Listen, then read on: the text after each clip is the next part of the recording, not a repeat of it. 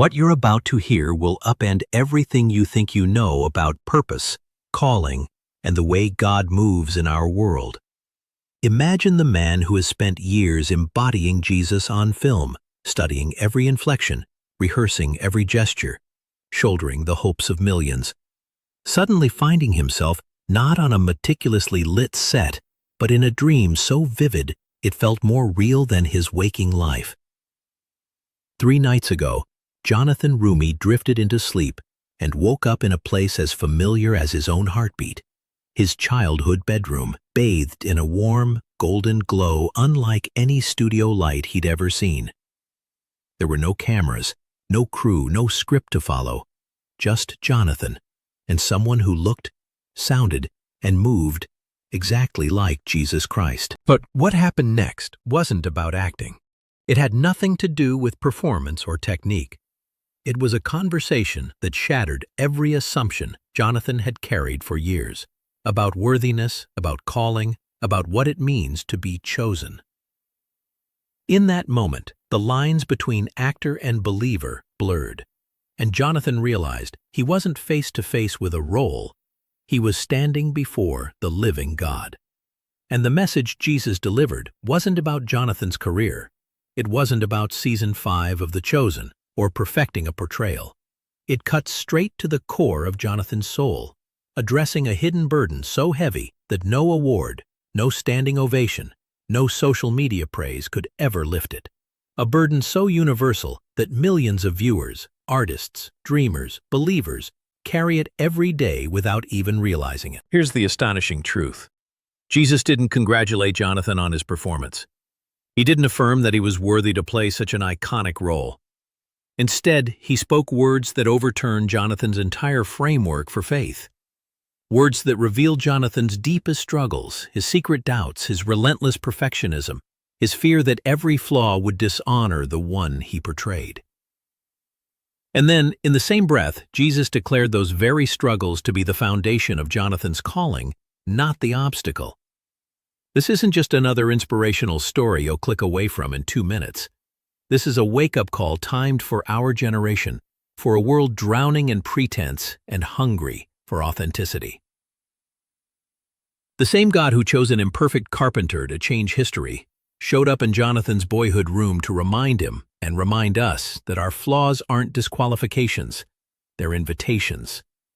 Invitations to step into purpose armed not with perfection, but with raw humanity. So before we dive into the details of that life-altering encounter, before we unpack the secret burden, the divine revelation, and the commission that followed, I want you to hold this promise in your mind.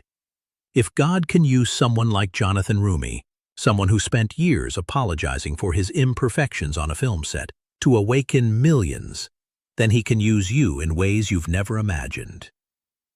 In the sections to come, you'll discover every word Jesus spoke, every image shown through a supernatural window, and the specific instructions that will redefine how Jonathan, and now you, approach faith, calling, and authenticity. But right now, lean in and brace yourself. What you're about to learn will flip your understanding of worthiness on its head and challenge you to embrace your humanity as the very thing God wants to use. Ready? Then keep watching, because this journey starts here, and it begins with a dream that was far more than a dream. For Jonathan Roumie, playing Jesus was never just a job. It was a calling wrapped in responsibility. Long before the cameras rolled, he dove into ancient manuscripts, poring over passages in Aramaic, Hebrew, and Greek. He traced every gesture recorded in Scripture, studied centuries of art to capture the right expression, and rehearsed scenes until his body and voice echoed the compassion of Christ. On set, he moved deliberately, as if each step echoed in eternity. Every line he spoke carried years of theological study and personal prayer. On weekdays, studios transformed into dusty Nazareth streets and serene lakeside vistas. Extras, stone-washed tunics, oil lamps, and hand-carved props recreated first-century Jerusalem with uncanny authenticity. Directors and costume designers hovered over Roumie's every movement, debating the tilt of his head or the cadence of one simple blessing. The atmosphere felt holy, even the crew spoke in hushed tones. For Jonathan, those bright lights and meticulous details weren't distractions.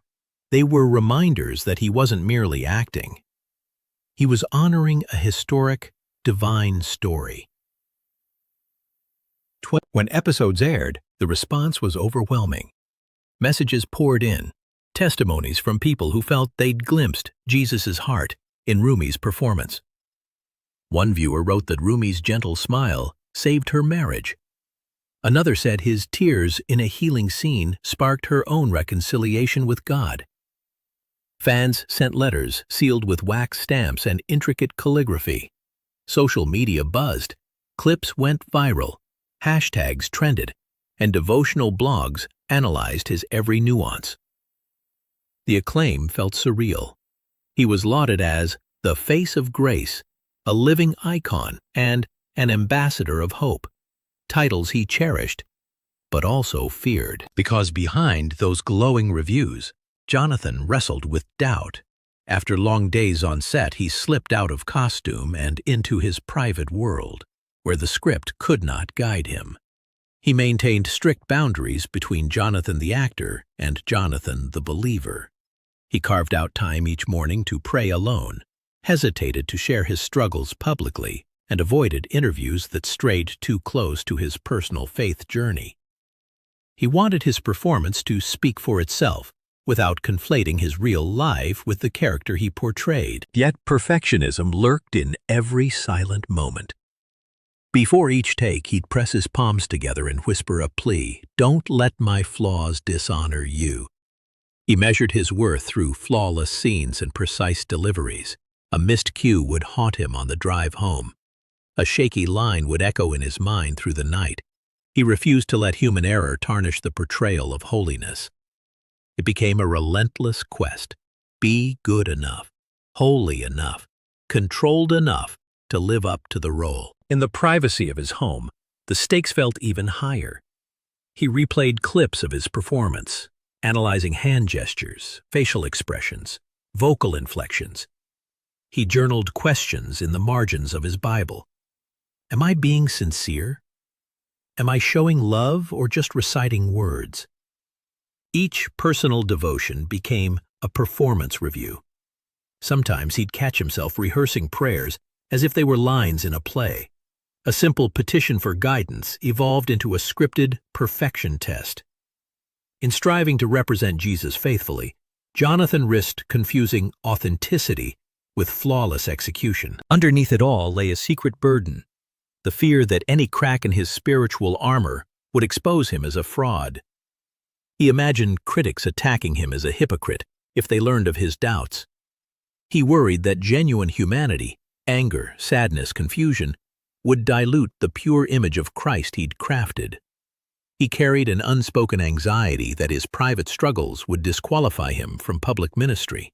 And every time he laughed too loudly, lost his temper, or doubted God's plan, shame crept in like an unwelcome guest. This hidden weight pressed down gravity in his chest. No award, no standing ovation, no viral moment could lift it. And yet he managed to carry it day after day, scene after scene, sacramental scene after sacramental scene, fearing that his very humanity was his greatest liability. But soon, that fear would surface in a way Jonathan never expected. What happened in that childhood bedroom dream didn't just illuminate his burden, it exposed it. When Jonathan closed his eyes that night, he expected the usual blur of scenes, half-remembered conversations, fragments of scripts, the echo of studio lights. Instead, he awoke in a place so familiar it stopped his breath, his childhood bedroom, down to the faded wallpaper patterned with tiny blue stars, the scuffed wooden floorboard by the window, even the well-worn paperback stack on his nightstand. But this wasn't the cramped, dim room of his youth. It was flooded with a warm golden radiance that seemed to come from everywhere and nowhere at once. The air felt alive, rich with anticipation, charged with a presence he couldn't yet name. He rose and looked around, heart pounding. No film crew, no director calling action, No microphone hovering overhead. Just Jonathan. And someone seated on the edge of that very bed. As he drew closer, every doubt he'd ever carried melted away before a gaze that held infinite compassion. This wasn't a mask or a performance. It was Jesus, more real than any role, more vivid than any memory. Jonathan could feel the texture of the sheets under his fingertips, hear the faint creak of the floor as he moved, smell the subtle hint of cedar from an old bookshelf. Every sense was on high alert, as if reality itself had become the dream, and the dream had become reality. In that suspended moment, Jonathan sensed that nothing, no rehearsed line, no perfected gesture, had prepared him for what was about to happen. The setting wasn't biblical landscapes or celestial throne rooms. It was his own sanctuary of childhood faith, transformed into a divine meeting place. And when Jesus finally spoke, his voice, at once familiar and otherworldly, it pierced Jonathan's soul with a clarity no earthly director could ever achieve. Jesus looked at Jonathan with a gaze that felt like sunlight breaking through storm clouds, gentle yet unflinching. Then he spoke Jonathan's name. Jonathan. That single word carried decades of divine knowledge, a reminder that this encounter was not a coincidence, but a moment orchestrated long ago. In that warm, golden-lit bedroom, Jesus didn't offer praise for a performance. Instead, he addressed the fear Jonathan had carried in silence, the conviction that he had to be flawless to honor the role of Christ. "You've been torturing yourself," Jesus said softly, "apologizing for every imperfection, convinced that any flaw would dishonor me. But you've had it backward from the beginning." As Jonathan listened, shame and relief warred inside him. Every prayer he'd offered before stepping on set, "Please don't let my doubts betray you," flashed through his mind. Every time he'd replayed a scene to correct a quivering voice, or a misplaced gesture suddenly felt like wasted energy. Jesus continued, "I didn't choose you because you earned it. I chose you, and in that choice, I made you worthy." In that instant, years of self-imposed pressure dissolved. Jonathan realized the secret burden he'd hidden even from himself wasn't about acting technique or theological accuracy. It was about worthiness. He'd believed that his private struggles with doubt, anxiety, and the nagging whisper, "You're not good enough," disqualified him from the call he'd longed to fulfill. Jesus leaned forward, his presence so close that Jonathan felt the heartbeat of divine compassion. "Your flaws aren't obstacles," Jesus said. "They're the foundation of your calling." He spoke of the world's need for authenticity over polish, for real people with real scars who could show a hurting generation that grace isn't reserved for the flawless. As those words washed over him, Jonathan felt layers of false identity peel away. Every time he'd censored his testimony to avoid appearing weak, every moment he'd rehearsed a measured answer instead of speaking honestly, all of it stemmed from a fear that his humanity would undermine his ministry. But here, in the quiet of that dream, Jesus revealed the opposite. Humanity was precisely what gave his message power. Jonathan's throat tightened with emotion as the weight of self-condemnation lifted.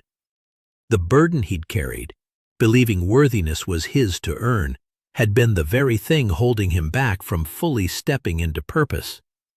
Then Jesus stood and moved toward the plain wall beside Jonathan's bed. As he placed a hand on it, the surface shimmered and transformed into a vast, transparent window, pulsing with light and reality beyond anything Jonathan had ever seen. Through that window, Jonathan watched scene after scene unfold. He saw the teenage girl curled up in her room, the same one he'd portrayed mercy toward in The Chosen. Tears streamed down her face as she reached for a note she'd written to end her life. Then she paused, looked at the screen, and slowly closed her journal. She picked up her phone instead and dialed a crisis helpline. Alive again, because she glimpsed genuine compassion in Jonathan's portrayal. Next, he saw a couple on the brink of divorce. They sat opposite each other, voices raised and hearts hardened. But when his performance played on their tablet, something shifted. The memory of unconditional love melted their anger, and the two reached out, hands trembling, for a second chance at marriage. He saw a man haunted by addiction, pacing a dim living room at dawn. In a replay of a scene where Jesus embraced the broken, the man paused mid-step, sank to his knees, and walked into a recovery center instead of the liquor store. Then children, whose only image of God had been wrathful and distant. Watching Jonathan's gentle smile, they leaned forward with wide eyes and whispered their first prayers in silence, discovering that they, too, were welcome. An elderly man in a sterile hospital bed watched from a small tablet. Decades had passed since he'd prayed, wounded by religious judgment long ago. But as Jonathan's portrayal of grace filled the screen, the man bowed his head, offered a quiet plea for forgiveness, and passed away hours later with peace on his lips. Image after image flickered across the divine window. Missionaries encouraged, prisons filled with hope, broken hearts mended. Jonathan realized these were not dramatizations. They were real lives forever changed by his willingness to be human on screen. And then he saw the biggest picture of all.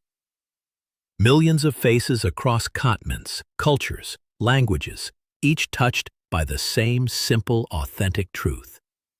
No polished sermon had achieved this, but raw, imperfect humanity, woven with divine love, had sparked what would become the largest spiritual awakening of our time. Then Jesus spoke words that struck Jonathan like lightning. Your imperfections aren't disqualifiers. They're the very reason I chose you. In that golden-lit room, Jonathan realized the weight he'd carried wasn't a burden to overcome, but the foundation of his calling. Every doubt, every tear, every moment of weakness hadn't been unseen flaws, but the raw material God intended to mold into power for ministry. Jesus continued, "The world doesn't need another flawless performance of faith. It needs real people who aren't afraid to show their scars." He explained that authenticity, unvarnished, unedited honesty, would become the most powerful force in leadership, creativity, and spiritual life. People starve for connection with genuine humanity, not polished perfection, and God's glory shines brightest through those willing to be vulnerable. Jonathan felt something shift deep inside, the conviction that hiding struggles had actually weakened his impact. Every time he'd censored his testimony, he'd robbed someone of hope. But each time he'd embraced transparency, acknowledging fear, sharing doubts, showing tears, he'd opened a doorway for grace to pour through. In those moments, his humanity had become a living bridge to the divine. And now, Jesus said, I'm commissioning you to normalize authentic faith. Let people see the questions alongside the convictions, the struggles alongside the victories. As those words settled, Jonathan sensed his purpose expanding beyond scripted scenes. A new chapter was waiting, a ministry fueled by real lives intersecting with real pain and real grace. Then Jesus fixed his gaze on Jonathan with a seriousness that made every cell in his body stand to attention. Jonathan, listen carefully, he said. This encounter wasn't merely to absolve you of perfectionism or reveal the impact of your humanity. It was to send you out with a mission, and I'm giving you the blueprint now. First, Jesus instructed him to stop apologizing for being human in every interview, every conversation, every public appearance. When people ask about your faith journey, Jesus said, tell them the whole story, your doubts, your failures, your victories. Share your struggles alongside your joys. Let them see that living faith isn't about flawless performance. It's about choosing me each day in the mess of real life. Jonathan felt a thrill mixed with fear. Exposing raw vulnerability to the world was risky, But Jesus made it clear that transparency would unlock souls more effectively than any polished testimony. Jesus called Jonathan to normalize authentic faith on his expanding platform. Use every stage, every podcast, every social media post to show people that spiritual growth is a journey, not a destination. Demonstrate that questions are not betrayals, that struggles are not disqualifiers, and that the road to maturity is paved with honest confession. Invite your audience into your living room, your prayer closet, your moments of doubt, because in those unfiltered spaces, grace becomes irresistible. Jesus didn't shy away from the cost of this calling. You will face criticism, he warned. There are those who prefer religious figures untouchable and pristine. When they accuse you of airing dirty laundry, remember why I sent you: to reach the broken, not to impress the religious. For every critic who recoils, hundreds will find hope because they finally see someone they can relate to representing me. At that moment, Jonathan felt courage well up, knowing that resistance would be proof his authenticity was challenging the status quo. Then came the most profound charge: be a bridge between two worlds, the entertainment industry and the kingdom of heaven. Your acting career gave you a platform, Jesus explained, but your true ministry begins when you refuse to separate your artistry from your authenticity.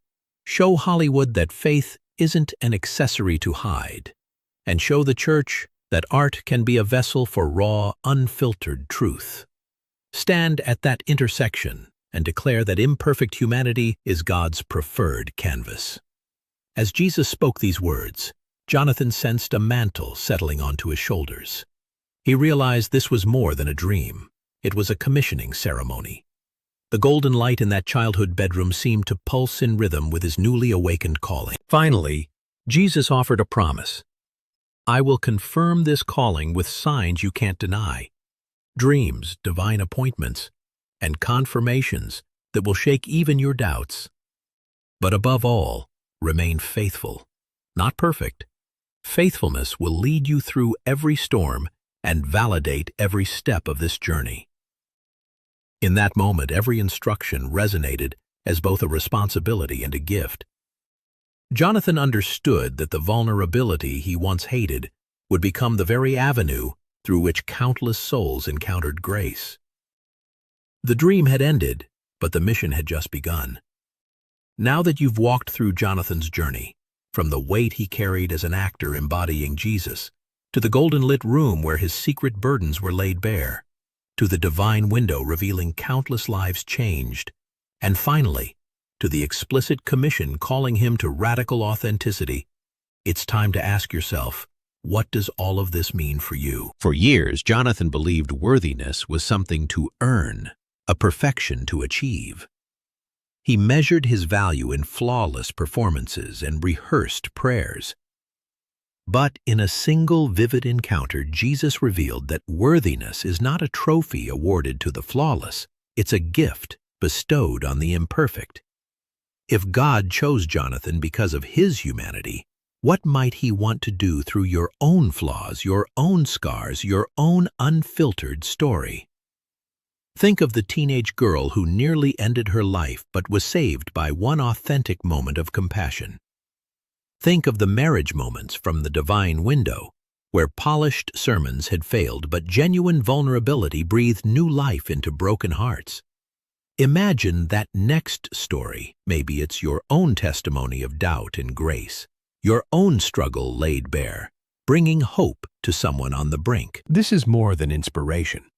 It's an invitation to lean into your own authenticity, to stop hiding behind scripts and personas, and to let people see the real you, because in that vulnerability lies the power to connect, to heal, to transform.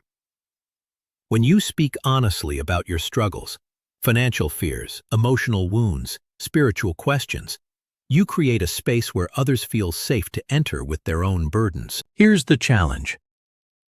Lean into the tension between your brokenness and your purpose. Allow your doubts to become doorways for grace. Let your fears fuel your faith. Share your story not after you've fixed everything, but right now in the messy middle of the journey. Use your platforms, whether social media, podcasts, blogs, or everyday conversations, to normalize the questions alongside the convictions. Speak of the nights you wrestled with uncertainty, the mornings you woke up feeling unqualified, the afternoons you spent on your knees begging for clarity. In doing so, you don't weaken the message of hope, you magnify it. If you're an artist or a creative, consider how your next project could embrace imperfection instead of hiding it. What if you showed the draft that didn't work, the verse you rewrote 10 times, the rehearsal that ended in tears? What if you invited your audience behind the curtain into the real conversations where faith is lived out, not just performed? That kind of raw transparency will be more compelling and more life-changing than any polished production. If you're a leader, whether in your family, your workplace, or your community, what would it look like to model authentic faith? To admit when you don't have all the answers, to apologize when you fail, to celebrate each small victory alongside each honest confession. Leadership rooted in vulnerability doesn't undermine authority, it builds trust. People follow those who are real. If you're a believer who's felt the gap between church faith and private doubt, here's your permission slip. Stop pretending. You don't have to wait until you have it all together to speak of God's faithfulness. Your unanswered prayers are part of the story. Your questions are valid. Your struggle is not disqualifying. It's connecting you to others who desperately need to hear that they're not alone. If you've never felt called to a public platform, this still applies. Authenticity matters in every context, around the dinner table, at the office, in friendships. Speak of the grace that meets you in your weaknesses. Listen when others share their struggles. Let your presence become a divine window that reflects compassion and truth. Remember Jesus' closing words to Jonathan. I'm not asking you to be perfect. I'm asking you to be faithful. Faithfulness looks like consistency, honesty, and courage. It doesn't demand flawless performance. It calls for willing participation. Show up, share your story, and trust that God can use your humanity to reveal His glory. So here's your final takeaway. Your imperfections are not hindrances. They're the very instruments God intends to use for breakthrough. If you've been waiting until you felt worthy, hear the same words Jesus spoke to Jonathan reverberating across time. You are already chosen. Your story, complete with doubts, failures, questions, and scars, is the bridge someone else needs to cross, from despair into hope. What will you do today with that truth? Will you finally speak of your struggles in a way that honors your journey and ignites hope in others?